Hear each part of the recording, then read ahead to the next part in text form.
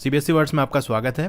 तो इस वीडियो में हम class 6 maths and CERT chapter 1 knowing our numbers इसकी जो एक्सरसाइज 1.2 है डिस्कस करेंगे।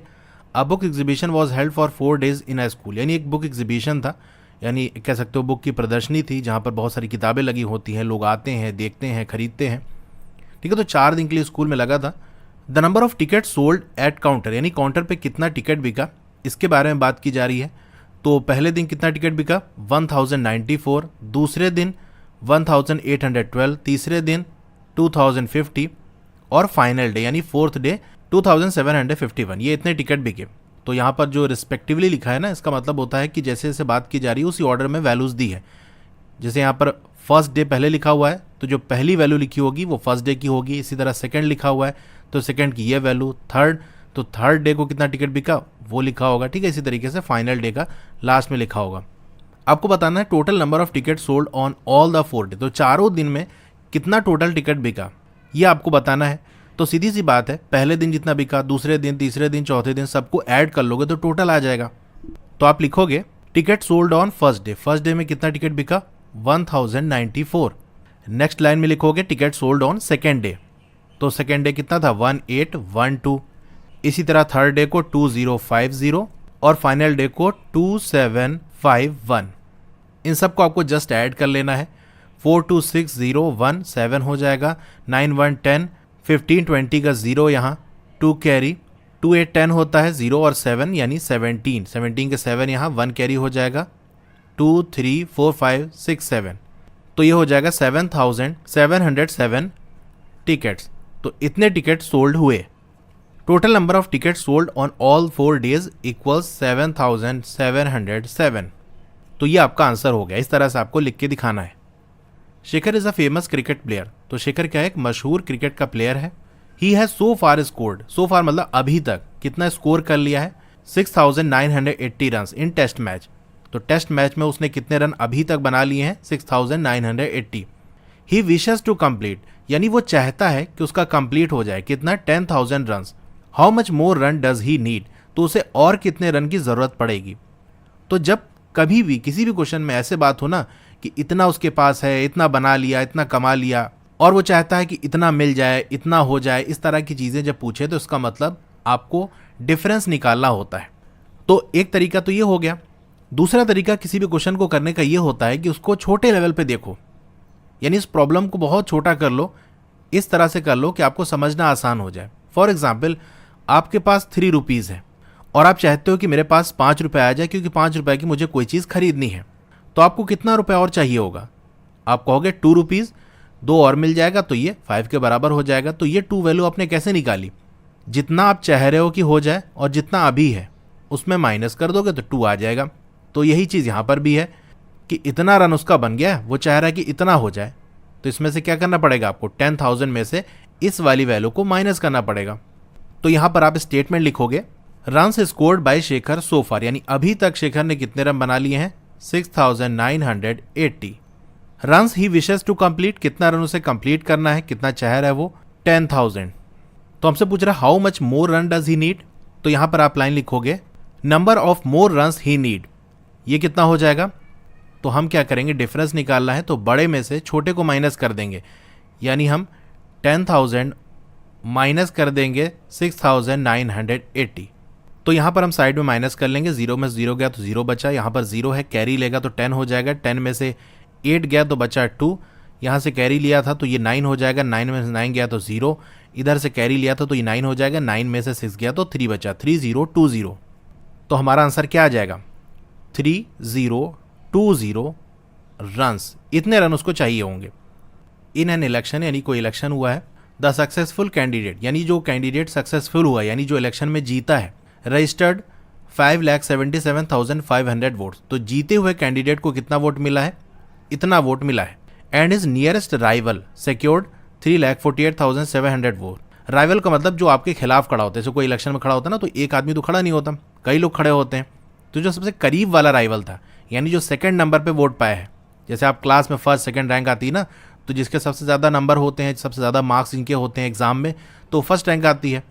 उसके बाद जिसके मार्क्स सबसे ज़्यादा होते हैं तो वो सेकंड रैंक आती है। तो सेकंड वाले की बात कर रहा है। फर्स्ट वाला कितना पाया है, ये वोट दिया हुआ है, और सेकंड रैंक वाला कितना वोट पाया है ये आपको दिया हुआ है।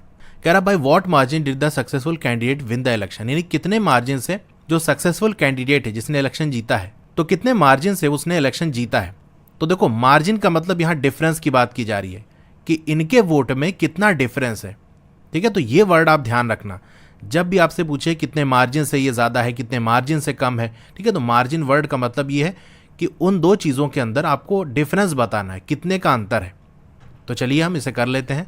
तो हम लिखेंगे votes registered by successful candidate, कितना सक्सेसफुल वाले को मिला है 5,77,500।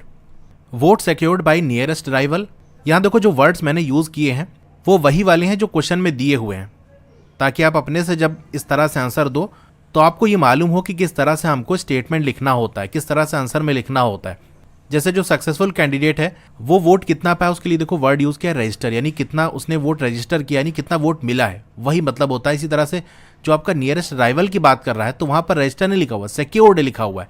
तो इसीलिए देखो मैंने सक्सेसफुल के लिए रजिस्टर्ड यूज़ किया है और जो नियरेस्ट राइवल है जैसा क्वेश्चन में सिक्योर्ड लिखा था तो वही चीज़ मैंने यहाँ पर लिखी है। तो जैसा क्वेश्चन में दिया है वैसा ही आपको उतार लेना। अब जरूरी नहीं कि यही लिखो, दूसरी तरह से भी लिखा जा सकता है, लेकिन ऐसा आपको याद रखने में आसान होगा और समझने भी आपको आसान होगा। यानी नए क्वेश्चन में आप खुद से इस तरह से स्टेटमेंट लिख सकते हो। तो इसको कितना मिला है 348,700। तो सिंपल देखो इसको हम माइनस कर देंगे, 0 में 0 गया तो 0 बचा, यहाँ से 0 बचा, 5 है यहाँ कैरी लेना पड़ेगा, 15 इसमें 7 गया तो हमारा 8 बचा, कैरी लिए थे तो 7 का 6 हो जाएगा। ये कम है तो ये कैरी लेगा 16 हो जाएगा, 16 में से 8 गया तो हमारा 8 बचा, यहाँ से कैरी लिया था 7 तो 6 हो जाएगा, 6 में से 4 गया तो 2 बचा और 5 में से 3 गया तो 2 बचा। अब आप एक लाइन लिखोगे margin by which successful candidate win the election is 2,28,800 votes. तो ये आपका आंसर हो गया। इस तरह से आपको लिख के दिखाना है।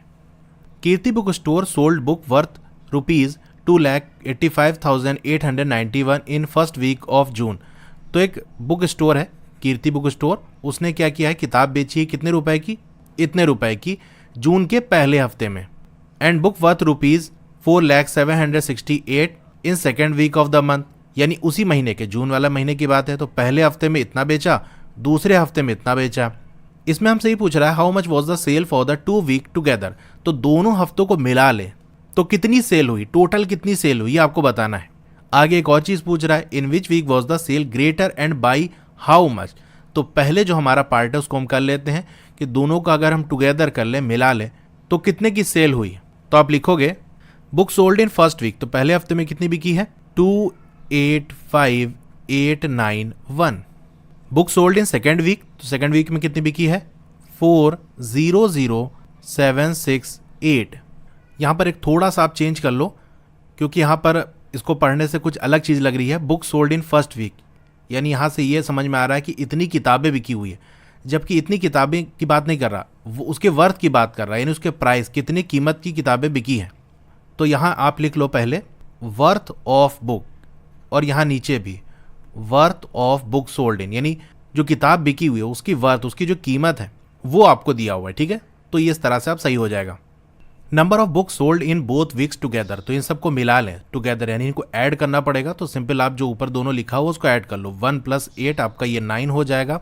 फिर 9 और 6 आपका 15 होता है, 15 का 5 यहाँ आ जाएगा, 1 कैरी हो जाएगा। 9 और 7 16 होता है, उसका 6 यहाँ 1 कैरी हो जाएगा, 5 में 1 ऐड हो जाएगा तो 6 हो जाएगा। फिर हमारा 8 आ जाएगा और 2 और 4 6 हो जाएगा। यहाँ कॉमा लगा देंगे, यहाँ कॉमा लगा देंगे। तो यहाँ पर बेसिकली आप ऐड करके दिखा देना, वो ज़्यादा सही रहेगा। वैसे तो आप कर सकते हो साइड में, यानी इसको आप थोड़ा सा इधर रखो और जो दोनों को हमने ऐड किया उसको हम लिख के दिखा देंगे। यानी ये हमारा 285,891 और प्लस 400,768, तो ये इक्वल हो जाएगा। यहाँ पर इस तरह से रुपीज़ वाला सिंबल लगा देंगे, या RS लिखा हुआ ना तो इसको ही लिख लो, ये हमारा हो गया, ठीक है। इस तरह से आपको लिख देना है।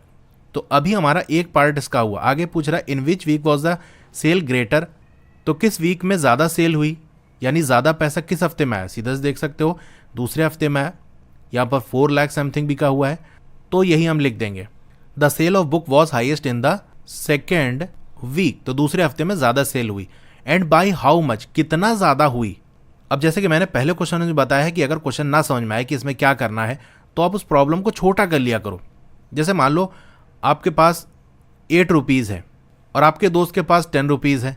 अब मैं पूछूं कि आपके दोस्त के पास कितना ज़्यादा है आपसे, तो कहोगे बस 2 ही ज़्यादा है, 2 और मिल जाएगा तो हमारा उसका बराबर हो जाएगा। तो ये 2 आपने कैसे निकाला, जो बड़े वाला था हमारा 10 था उसमें से 8 माइनस कर दिया तो 2 आ गया। तो यहाँ पर भी हम यही करेंगे कि पूछ रहा है कितना ज़्यादा है, तो उन दोनों का डिफरेंस निकाल लेंगे तो पता चल जाएगा कितना ज़्यादा है। Difference in the sale of both weeks, तो डिफरेंस कितना आएगा, जैसा कि मैंने आपको बताया कि जो बड़ा वाला हमारा है ₹4,0768, इसमें से हम माइनस कर देंगे ₹2,85,891। तो यहाँ पर जब माइनस कर लोगे तो आपका आ जाएगा 1,14,877, ये रुपीज़ है, ठीक है। फिर एक फाइनल लाइन आप लिखोगे देयरफॉर, इसीलिए हम ये कह सकते हैं सेल इन किस में ज़्यादा है उसको हम लिखेंगे सेकंड में ज़्यादा है तो हम लिखेंगे sale in second week was greater. पूछ रहा है ग्रेटर बाई हाउ मच, तो हाउ मच तो आंसर हमने निकाल लिया कि इतना, जो वैल्यू हमने निकाली है। तो ग्रेटर बाई ₹1,14,877।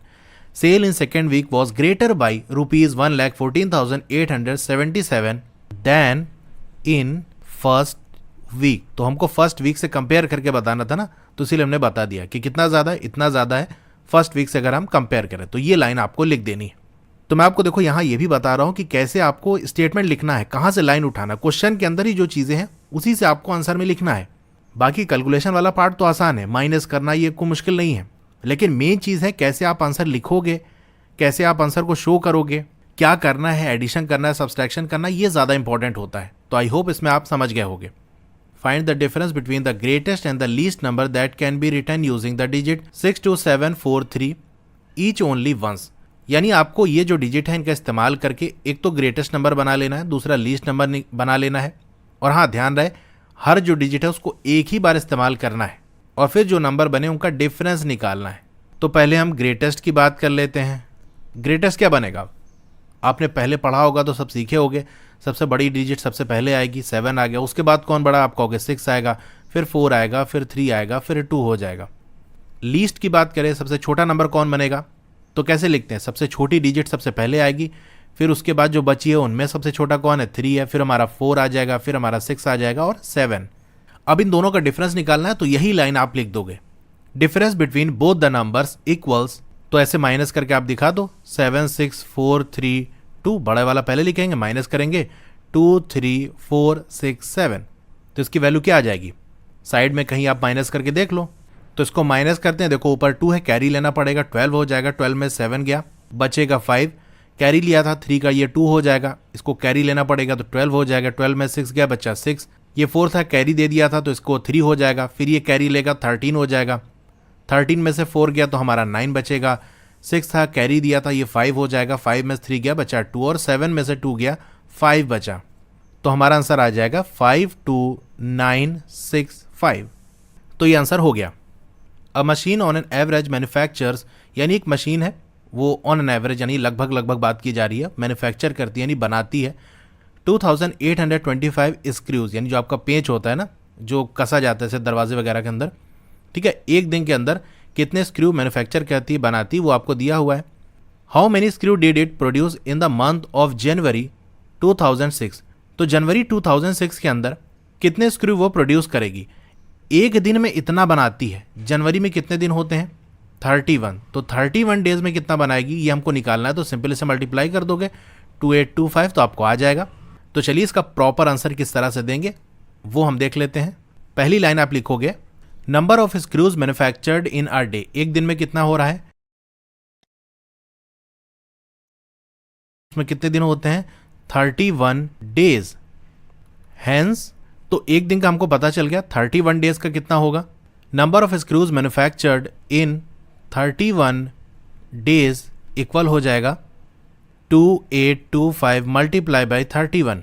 तो चलिए साइड में हम मल्टीप्लाई कर लेते हैं, 1 5 ज़ा 5 हो जाएगा और ये 2 हो जाएगा 8 और 2, फिर यहाँ 0 लगाएंगे या क्रॉस जो भी आप लगाते हो, 3 5 ज़ा 15, 15 का 5 यहाँ 1 कैरी, 3 2 6 और ये 7 हो जाएगा। 3 8 24, 24 का 4 यहाँ 2 कैरी, 3 2 6 7 8, इसे बस आपको ऐड कर लेना, ये 5 हो जाएगा और 2 5 7 हो जाएगा, 8 7 15, 15 का 1 कैरी 6 और ये 7 हो जाएगा और 8 हो जाएगा। तो यहाँ से हमारी वैल्यू क्या आ जाएगी 87575।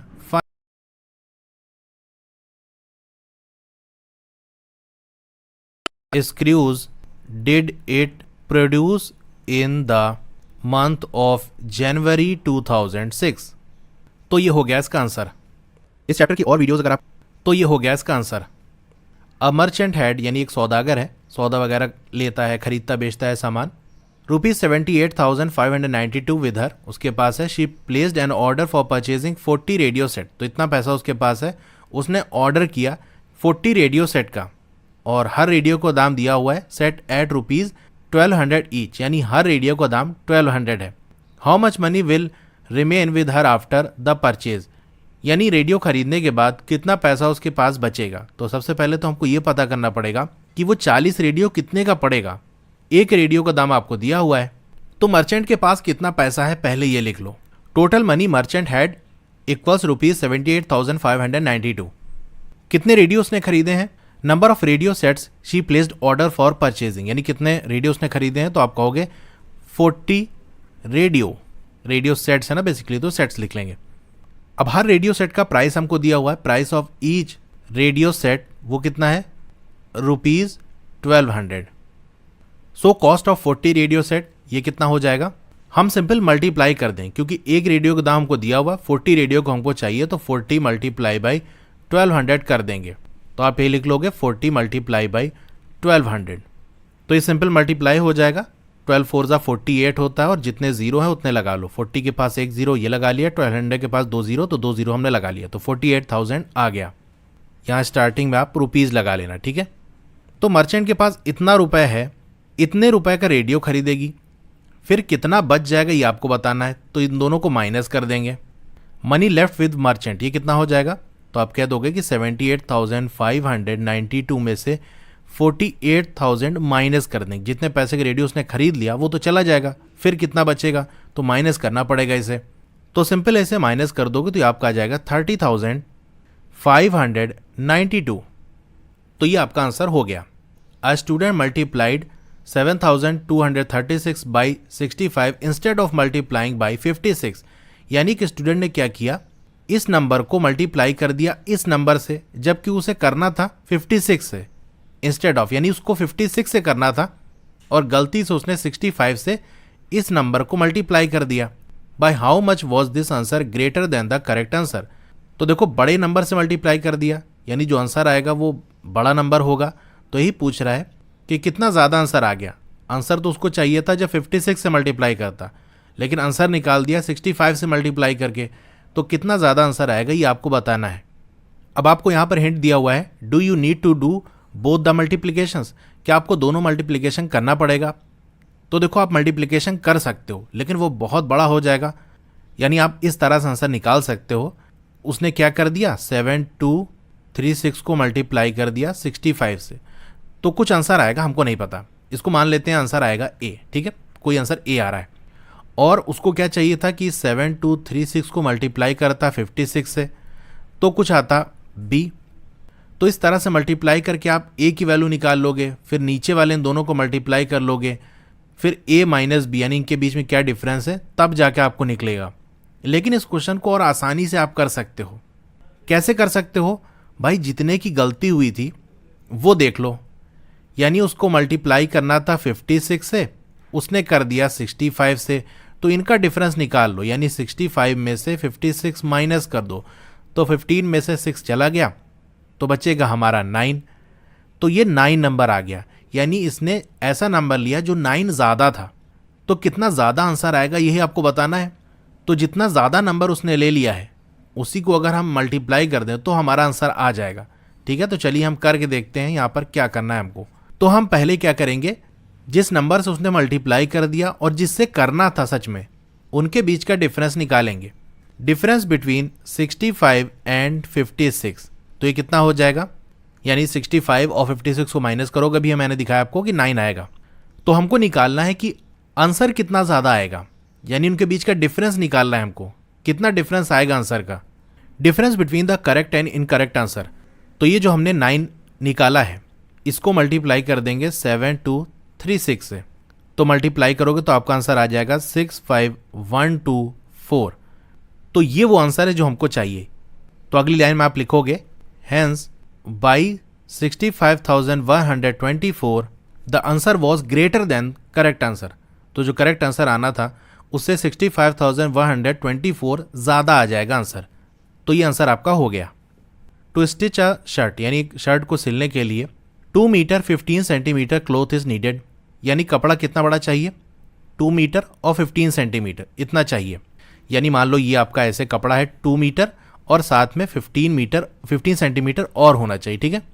तो ये टोटल पूरा चाहिए। Out of 40 metre cloth how many shirt can be stitched and how many cloths will remain. तो कह रहा है कि अगर हमारे पास 40 मीटर का कपड़ा है तो कितनी शर्ट सिली जाएगी और कितना कपड़ा बच जाएगा, ये आपको बताना है।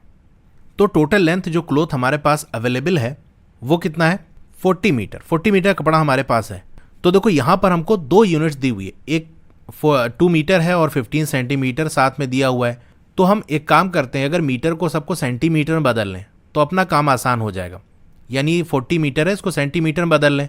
तो आपने पढ़ा होगा 1 मीटर में 100 सेंटीमीटर होते हैं, तो 40 मीटर में कितने हो जाएंगे, आप कहोगे 4000 सेंटीमीटर।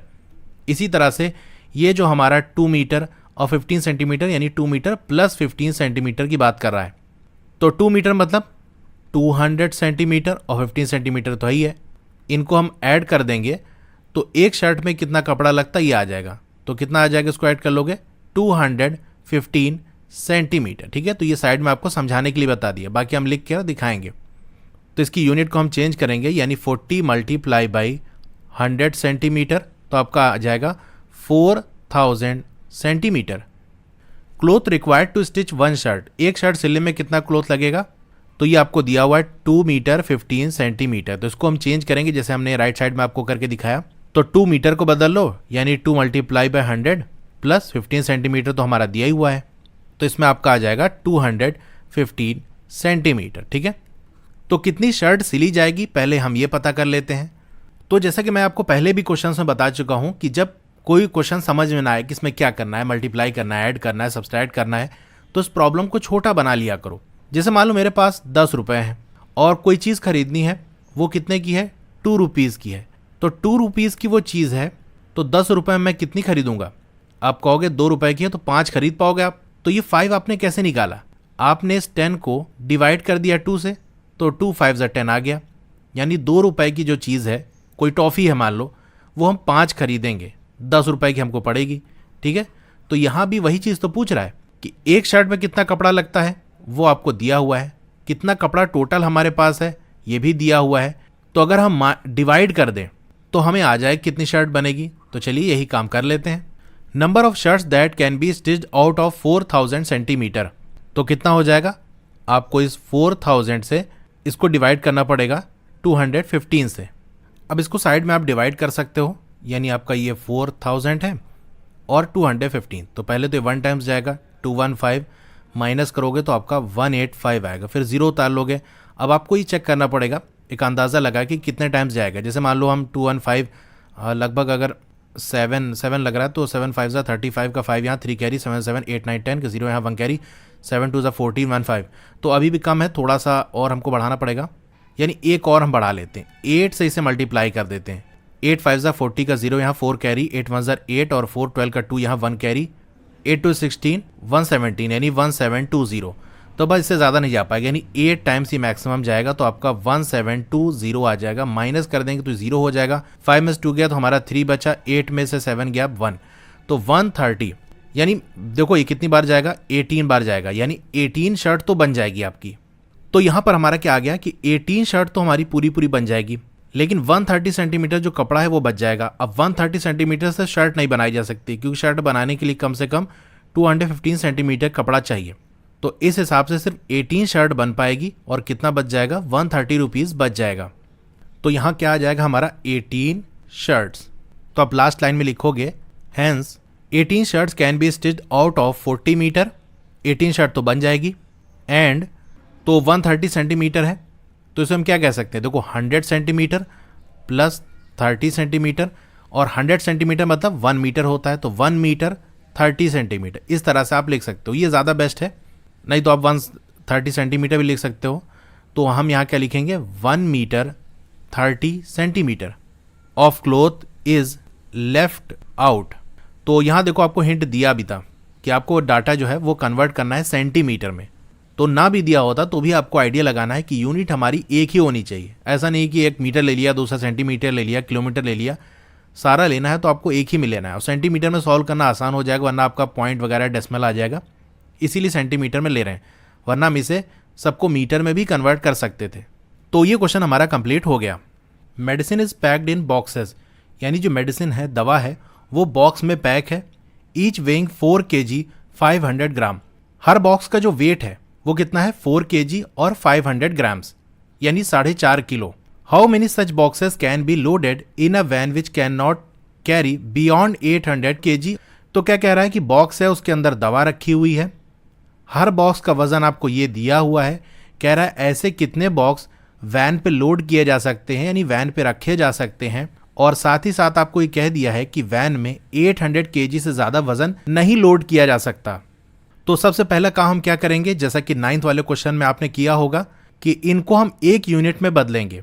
जैसे यहाँ देख सकते हो हमारे पास kg भी दिया हुआ है और ग्राम भी दिया हुआ है, तो हम क्या करेंगे, सबको ग्राम में कन्वर्ट कर लेंगे, क्योंकि ग्राम में कन्वर्ट करके सॉल्व करना हमारे लिए आसान हो जाएगा। तो 1 kg में कितने ग्राम होते हैं, 1000 ग्राम। तो आपके पास 4 kg है, तो 4 kg में कितने हो जाएंगे, आप कहोगे 4000 ग्राम हो जाएंगे। 4 से मल्टीप्लाई कर देंगे और साथ ही साथ 500 ग्राम और है, तो इसको ऐड कर देंगे तो हमारा कितना आ जाएगा, 4500 ग्राम। ये एक बॉक्स का वेट आ गया। ठीक है, तो चलिए हम कैसे आंसर लिखेंगे, स्टेप बाय स्टेप सारी चीज़ें करते हैं। एक बॉक्स का वेट कितना है, वेट ऑफ 1 बॉक्स, तो आप कहोगे 4 kg 500 ग्राम, या जिसे हम लिख सकते हैं 4 मल्टीप्लाई बाई 1000 ग्राम, यानी 1 kg 1000 ग्राम के बराबर है, तो 4 kg कितने के बराबर होगा, 4 इंटू 1000 ग्राम प्लस 500 ग्राम्स और आपको दिया हुआ है। इसको सॉल्व कर लोगे तो जैसे कि मैंने आपको यहाँ करके दिखाया है 4500 ग्राम्स ये आ जाएगा। ये एक बॉक्स का वेट है। अब वैन पे मैक्सिमम वेट कितना आ सकता है, कितना लोड किया जा सकता है, वो हम लिख लेते हैं। Maximum weight van can carry, यानी वैन कितना वेट कैरी कर सकती है, तो है क्या 8000 kg। इसको हम ग्राम में कन्वर्ट करेंगे।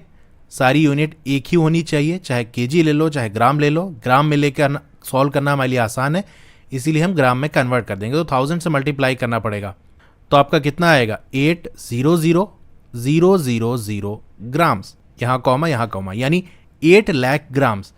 इतना मैक्सिमम वेट है जो कि लोड किया जा सकता है।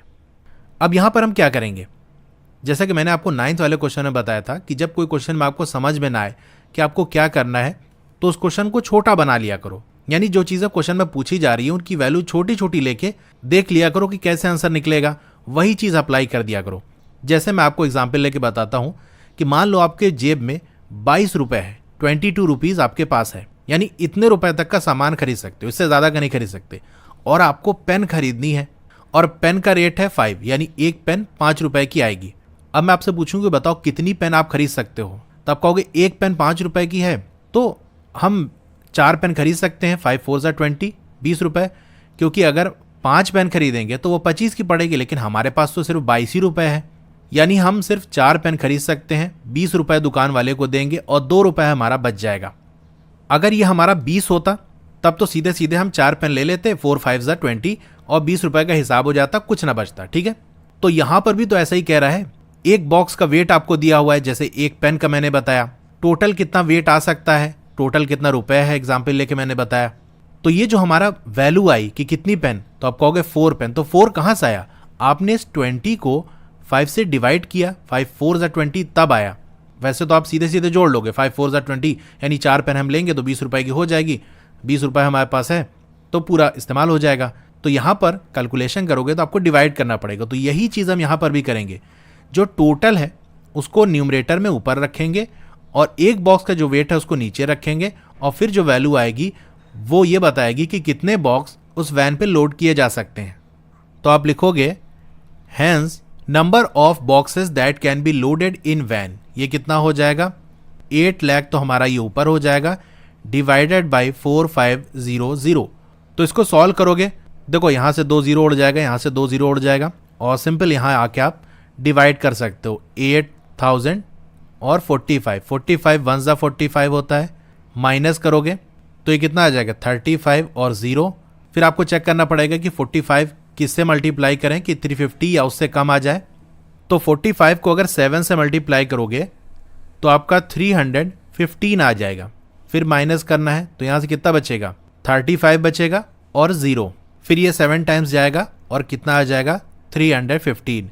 अब माइनस करोगे तो आपका 35 आ जाएगा, यानी हम 177 बॉक्स वैन पे लोड कर सकते हैं। अब ये जो 35 बचा इसका मतलब क्या है कि 35 केजी का और सामान हम उस पर रख सकते हैं, लेकिन हमारा एक बॉक्स 4500 ग्राम्स का है, तो जैसे ही एक बॉक्स और हम बढ़ाएंगे तो वेट ज़्यादा हो जाएगा। तो हम क्या कहेंगे, चलो थोड़ा कम ही सही, लेकिन यहाँ पर हमसे कह दिया ना कि 800 केजी से ज़्यादा नहीं हो सकता, तो कम तो हो सकता है ना, तो हम कम रख लेंगे इसे, यानी यहाँ डिवाइड करने पे आपकी वैल्यू आ जाएगी 177। तो ये क्या हो गया बॉक्सेस, तो ये आपका आंसर हो गया। The distance between the school and house of a student is 1 kilometre 875 metre. कोई स्टूडेंट है, उसका जो घर है और स्कूल है उसके बीच की डिस्टेंस दी हुई, कितनी दूरी है उनके बीच में, तो वो कितना है 1 kilometre 875 metre. Everyday she walks both ways, रोज़ाना वो चल कर जाती है। बोथ वेज का मतलब वो घर से स्कूल जाती है और फिर स्कूल से घर आती है।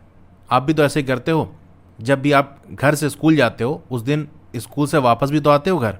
तो जब वो घर से स्कूल जाएगी तब कितना वो उसे ट्रेवल करना पड़ेगा 1 किलोमीटर 875 मीटर, और फिर जब स्कूल से घर आएगी तो फिर से उसको 1 किलोमीटर 875 मीटर ट्रेवल करना पड़ेगा। यानी ये जो दूरी है 1 किलोमीटर 875 मीटर उसे 2 बार तय करनी पड़ेगी, एक बार घर से स्कूल फिर स्कूल से घर। तो एक दिन में ये जो इसकी डिस्टेंस है उसका डबल ट्रेवल करती है।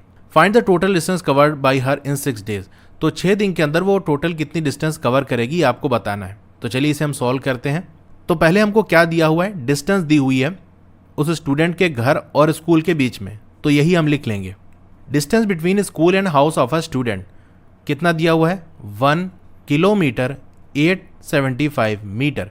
तो जैसा कि आपने पिछले क्वेश्चन में भी किया होगा कि अगर एक से ज़्यादा यूनिट्स दी होती है तो हम क्या करते हैं उन सबको एक यूनिट बना लेते हैं। जैसे यहाँ पर किलोमीटर है, ये मीटर है, तो हम क्या करेंगे दोनों को ही मीटर बना लेंगे। तो 1 किलोमीटर को हम मीटर बनाएंगे तो क्या होगा, 1 किलोमीटर में कितने मीटर होते हैं, आप कहोगे 1000 मीटर होते हैं, और इसके साथ साथ 875 मीटर और दिया हुआ है, तो ये टोटल कितना आ जाएगा 1875 मीटर। तो ये डिस्टेंस है उस स्टूडेंट के स्कूल और घर के बीच में। अब क्योंकि वो वॉक करके जाती है दोनों तरफ, यानी घर से स्कूल और फिर स्कूल से घर, तो यही चीज़ आप लिखोगे। Since she walk both ways, तो वो दोनों तरफ जाती है, इसीलिए हम कह सकते हैं the distance travelled by student in 1 day. तो एक दिन में वो कितना डिस्टेंस ट्रेवल करेगी, जब घर से स्कूल जाएगी तो वो 1875 मीटर ट्रेवल करेगी, फिर जब स्कूल से घर आएगी तब वो 1875 मीटर ट्रेवल करेगी। तो इन दोनों को ऐड कर लोगे तो कितना हो जाएगा 3750 मीटर। तो एक दिन में वो इतना ट्रेवल करेगी। हमको बताना है कि 6 दिन में कितना ट्रेवल करेगी, तो यही चीज़ हम लिख लेते हैं। The distance travelled by student in 6 days, तो 6 डेज में कितना डिस्टेंस ट्रेवल करेगी, एक दिन में हमारा कितना है 3750 मीटर। तो 6 डे में 6 से हम मल्टीप्लाई कर देंगे, सिंपल इसे मल्टीप्लाई कर लोगे, 6 0 0, 6 5 30 का 0, यहाँ 3 कैरी, 6 7 42 और 3 जो कैरी था 45 हो जाएगा, तो 5 यहाँ 4 कैरी, 6 3 18 और 4 जो कैरी का था तो 22 हो जाएगा, 2250 मीटर। तो एक फाइनल लाइन आप लिखोगे, therefore total distance covered by student in 6 days, ये कितना हो जाएगा, चाहे तो ये वैल्यू जो हमने निकाली है उस तरह से यानी मीटर में लिख लो, या जैसे हमको देखो क्वेश्चन में दिया है ना, जो पूरा किलोमीटर बन जाए उसको एक तरफ लिख लो, और जो पूरा किलोमीटर ना बन पाए उसे एक तरफ लिख लो। यानी 1 किलोमीटर कब बनेगा, जब 1000 मीटर होगा। तो यहाँ पर 1000 से कम है इसीलिए मीटर लिखा हुआ है, यानी 1 किलोमीटर इक्वल होता है 1000 मीटर के। अब यहाँ पर हमारा कितना है, देखो 22,500 है, तो 22,000 को हम एक तरफ कर सकते हैं। कहने का मतलब ये है कि 22,000 प्लस 500 इस तरह से हम लिख सकते हैं। तो 1000 हमारा 1 किलोमीटर है, 22,000 कितना होगा 22 किलोमीटर, तो 22 किलोमीटर और प्लस हमारा 500 मीटर। तो इस तरह से आप लिख सकते हो कि 22 किलोमीटर 500 मीटर। तो जिसको ना समझ में आया हो कि हमने इस तरह से कैसे लिख लिया, उसको मैं एक बार फिर से बता देता हूँ। क्योंकि हमारा 1 किलोमीटर इक्वल होता है 1000 मीटर के, तो 1000 वाला टर्म एक तरफ कर लेंगे। ये जो लिखा है उसे आप क्या पढ़ोगे, 22,500। तो 1000 वाला हमको अलग कर लेना है और 100 या 10 इस तरह की जो चीज़ है उसको एक तरफ कर लेना है। तो जब पढ़ते हो तो क्या पढ़ते हो, 22,000, बस इतना आप रख लो, ठीक है, 22,000 और 500 आपका अलग हो जाएगा, ठीक है। और 1000 हमारा क्या है, यानी 1000 मीटर हमारा 1 किलोमीटर है, तो इसीलिए 22 किलोमीटर हो जाएगा। और 500 जो हमने अलग किया था, क्योंकि हमारी यूनिट यहाँ पर मीटर थी, इसलिए ये मीटर ही रहेगा, ठीक है। तो इस तरह से हमने लिखा, तो ये आपका आंसर हो गया। A vessel has 4 litres and 500 ml of curd. एक वेसल है यानी एक बर्तन है, उसके अंदर कितना कर्ड है, कितना दही है, 4 लीटर एंड 500 मिलीलीटर, यानी 4 लीटर तो पूरा पूरा है और उसके अलावा 500 ml और है उस बर्तन के अंदर। तो ऐसे मान लेते हैं हमारा ये कोई बर्तन है और इसके अंदर ये दही भरी हुई है। कितना दही है, 4 litre 500 millilitre. In how many glasses each of 25 ml capacity can it be filled. हमसे यहाँ ये पूछ रहा है कि कितने ग्लास और हर ग्लास की जो कैपेसिटी है, यानी उसके अंदर कितना कोई चीज़ भरी जा सकती है। जैसे यहाँ पर कर्ड की बात हो रही है ना, दही की बात हो रही है, तो हम कह सकते हैं कि एक ग्लास के अंदर कितनी दही भरी जा सकती है, 25 ml यानी 25 मिलीलीटर।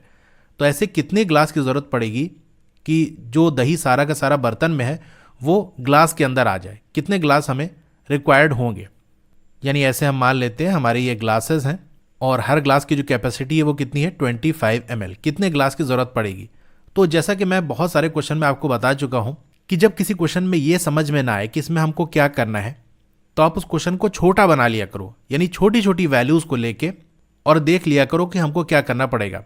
तो चलिए मैं आपको एग्जाम्पल से बताता हूँ। जैसे मान लो हमारे पास कोई बर्तन है, ठीक है, उसके अंदर वाटर भरा हुआ है और वाटर कितना है, 6 लीटर, और बर्तन से जो पानी है वो ग्लास के अंदर हमको भरना है। तो ये हम मान लेते हैं हमारा ये ग्लास है और एक ग्लास के अंदर कितना पानी आ सकता है, तो वो हम मान लेते हैं 2 लीटर। यानी हमारा ग्लास कैसा है कि उसके अंदर 2 लीटर पानी आ सकता है। मैं आपसे पूछूं, बताओ कितने ग्लास की ज़रूरत पड़ेगी कि पानी जो कि बर्तन में है वो ग्लास के अंदर आ जाए। तो आप कहोगे एक ग्लास के अंदर 2 लीटर, तो हम एक और ग्लास ले लेंगे, तो इसके अंदर भी 2 लीटर भरा जा सकता है, और एक और ग्लास हम ले लेंगे, ठीक है, इसके अंदर भी 2 लीटर आ सकता है। तो ये 2 + 2 + 2 6 लीटर हो जाएगा।